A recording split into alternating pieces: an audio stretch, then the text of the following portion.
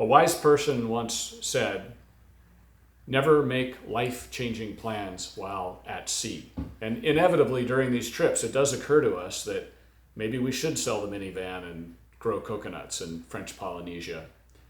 There are also decisions that should be made at sea. Decisions like don't run into that rocky shore, or douse the sails before they shred in this gale.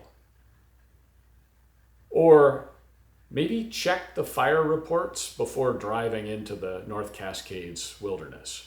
According to Chelan County Emergency Management, anyone in the areas of Prince Creek down to Safety Harbor should leave immediately as level 3 evacuations remain in place tonight. Let's talk about the photography crew, starting with Gary. If he just walks through the shadow of a kitchen, Michelin stars rain down from the sky. He's also a good photographer, good editor. Marlo grew up skiing in Mammoth. He's a climber, outdoorsman. He has summit fever. When he wakes up in the morning, he's just looking for something to ascend. Typical way you do it is you either haul ass and get it all done in a day, or you get up to below the roof and divvy and then top out. And he also brought a new energy this trip because he's been in a cybersecurity role that was extremely high pressure. It was just wearing him out. He's now in a much better situation, so he came smiling. And then there's Phil, the artist. Moody, creative, obsessive, brilliantly accomplished. He brings a level of seriousness to the photography itself where we say, yes, maybe it does matter. Maybe if we put something into it, we'll get something out of it. Phil was at our local camera store, which we refer to as Best Buy. It's not Best Buy. He was chatting with the owner, and the owner paused, looked around at all the display cases full of hundreds of lenses and dozens of camera bodies, all the tripods, all the filters, all the accessories, the backpacks. And he said, you know, Phil, none of this matters. And that's true to an extent, but where it does matter is when we get a sense of gratitude, a sense of belonging to a human race that's improving and self-actualizing and collaborating. When we use a fine tool, it feels good. It feels like we're part of something bigger than ourselves. And it makes me grateful. And it also matters when it brings people together and sparks adventures. I love ski vacations because we all have something to talk about at the end of the day as we limp around in our new casts. Photography is kind of the same way. We compare shots unless we're shooting film, and then we just describe how awesome they're going to be when we see them in 2 weeks. Gary's flying up at 1 from Silicon Valley where he's been doing the Cisco waffle stomp. Phil was loaned a Leica M11 and 135 APO by Leica because he's a stud and they want him back making great content that sells Leicas. I think I packed 6 cameras and maybe twice that many lenses. There's a point where paralysis sets in and everything disappears in the jumble in the back. And you don't actually enjoy shooting because instead of shooting, you're trying to decide what to shoot with, and then you can't find it. Turn left onto 61st Avenue Northeast, Cat's Whiskers Road. We're headed out. Hopefully we don't get smoked out. I don't know about you, but I'm going to be smoking out. And I'm hiking out up between Shuckson and Baker, looking for the shade, slapping mosquitoes. Just got the 6x7, which is a compact little treat. On our prior trips, I've generally brought the Texas Leica, the big 6x9 Fuji rangefinder. That thing is mechanical. It's a beast. You could club a bear to death with it and then take its picture. And so I wanted to try something lighter. I went to the 6x7, the little folding rangefinder that Fuji made, longer than I think just about any other medium format rangefinder they did. Light meter, shutter goes up to 500th of a second. As I discovered at 8,000 feet shooting Tri-X, 500 doesn't get you very far. A filter would have been nice. But overall, really enjoyable to use, and just feels fragile after the Texas Leica. Every time you open it, you end up touching the bellows and you think, that's made out of paper. Is this thing gonna hold up? So far the answer is yes. I bought a Fuji X100 before they blew up on the internet and became more valuable than gold, not realizing that in fact this was an investment, not a camera. I sent it off to LifePixel and Mukilteo to have it converted to infrared.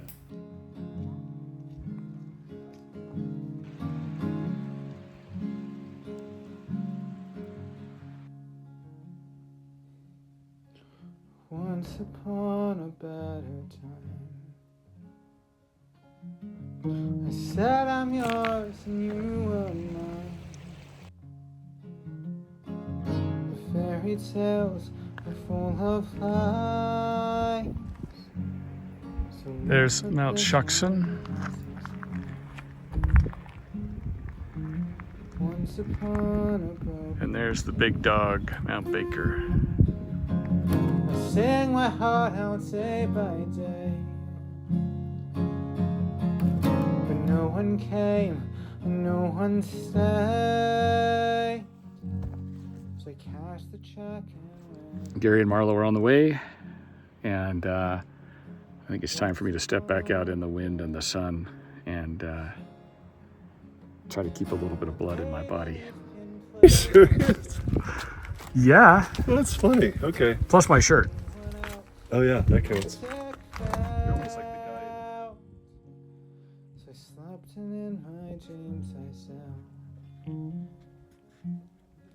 Once upon a waking dream, a girl just like you sang to me. The words were water, pure and clean.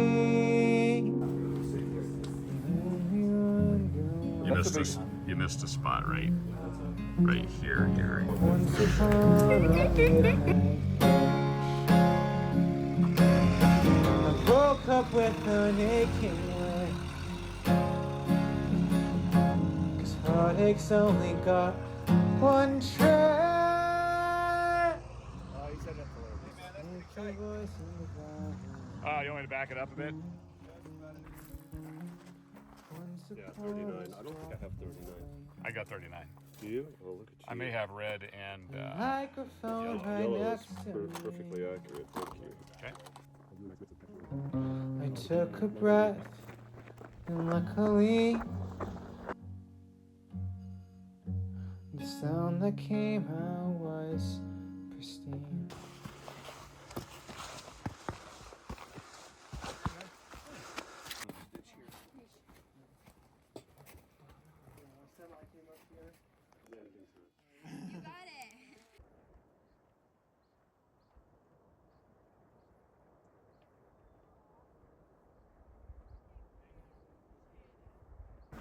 Zero joint pain, Good. so the hardware is Awesome. intact, Doing its job. doing its job, That's great. which is still mind-boggling to me Yep. that we have medical technology that can create that level of biomechanical perfection. Yep. Like, It's pretty wild. that would be the first line of my gratitude journal today. Yeah. Look at these trees. Yeah, aren't they great? Look at this. That's from the snow.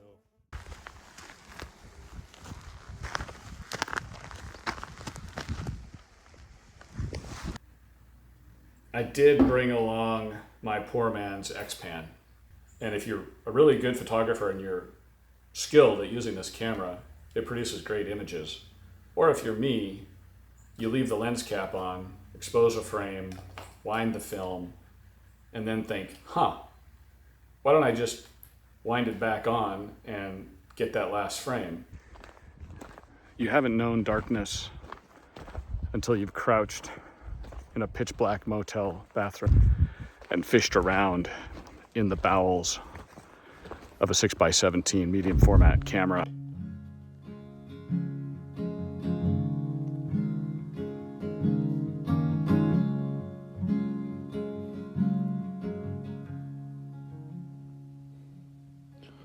Once upon a better time, I said I'm yours and you were mine. The fairy tales are full of lies, so let's let this one pass us by. Once upon a broken stage, I sang my heart out day by day, but no one came and no one stayed. So I cashed the check and went away.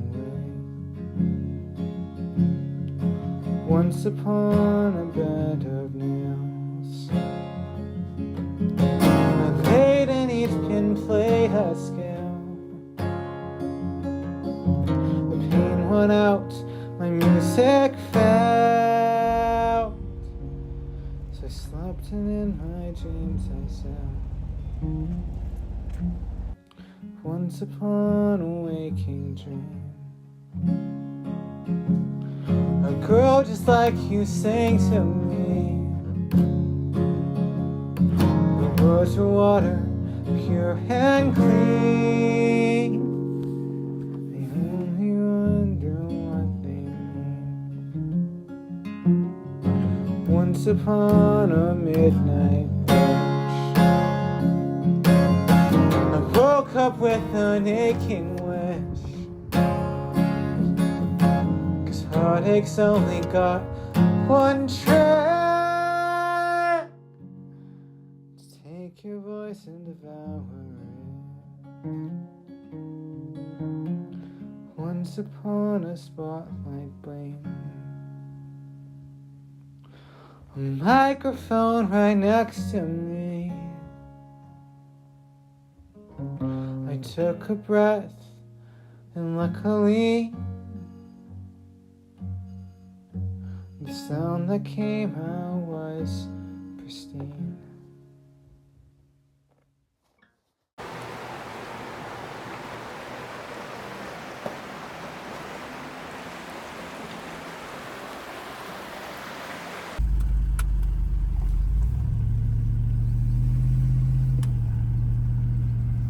The Pioneer Fire has grown to 26,000 acres along the north end of Lake Chelan.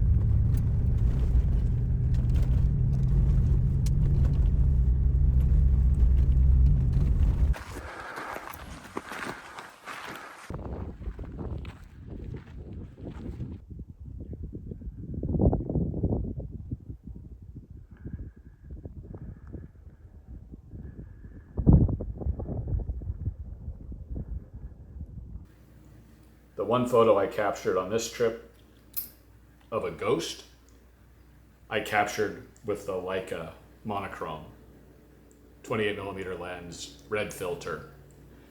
And that doomed ranger, Cloudy McCloudface, who tumbled from the Slate Peak lookout back in 1939 and appears on that same day every afternoon as a cloud of smoke emanating from the four sides of the lookout tower, indeed was there the moment I tripped the shutter. You'll see Phil walking through the frame in the lower right-hand corner.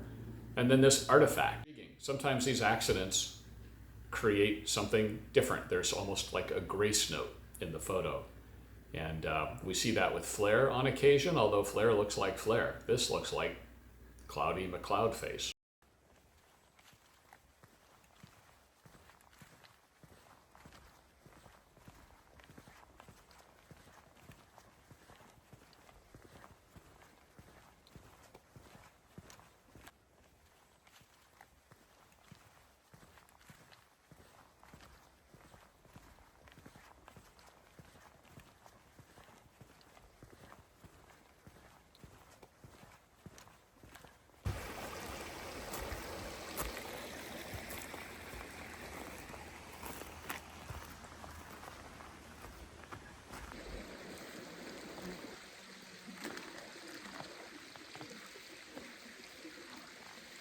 That little blue Subaru or whatever it was could turn around. I bet we could figure it out. Yeah. My sister-in-law has a dog named Mochi, like the rice cake.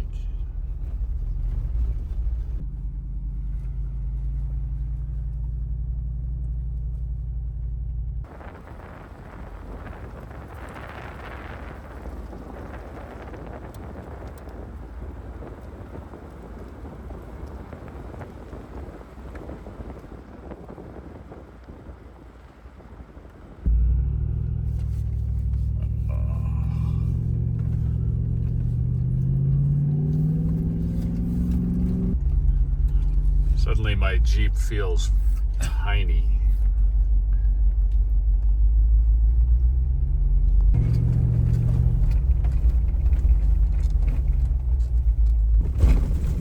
Got some heads here.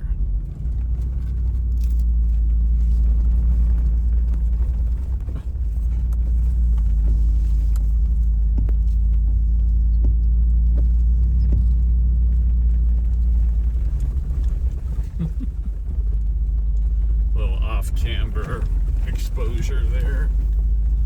Keep us on our toes. Word with the Rangers.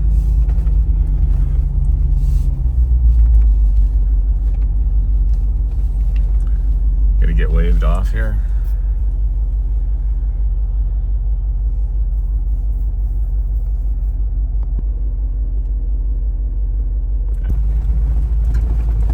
So there is a fire crew coming up from Chelan that we're gonna have to pass, and we're trying to stay close enough to Marlo and Gary that we can get past them in one move and they don't have to deal with two separate vehicles. But I'm also trying to not get so trapped in the dust here that I drive off the cliff. It smells awfully smoky out there. We made it down to Lake Chelan. Gorgeous today. Boats out on the water. Children developing early stage lung cancer.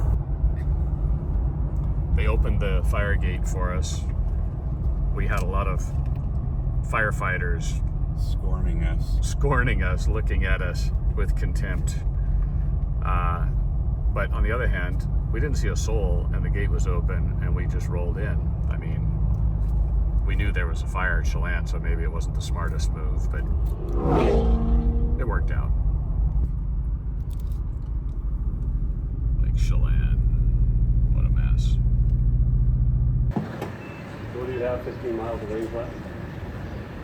It got down to 13 on the dirt, and then it started growing once we were on the highway. Oh, that's funny. But if they turned us around at the gate, I wouldn't have made it back up and over. Yeah. But here we are. I think we can call this trip a success. We absolutely did not want to interfere with the fire crews. They're doing a dangerous job, and they're keeping that whole region safe there. They would prefer to put out the fire rather than rescue idiots in Jeeps who are driving across the mountains during fire conditions. We didn't run out of fuel and have to walk out in the fire. And that was a possibility. Marlo and I were both down to about 3 gallons each, and we were burning a lot because it was up and down and slow on the backcountry roads. It was great to see Gary hike up to the top of Winchester with his new hip. Great to see Marlo just back in his old frame of mind, grinning and enjoying the company and the trip. It was great to see Phil shooting.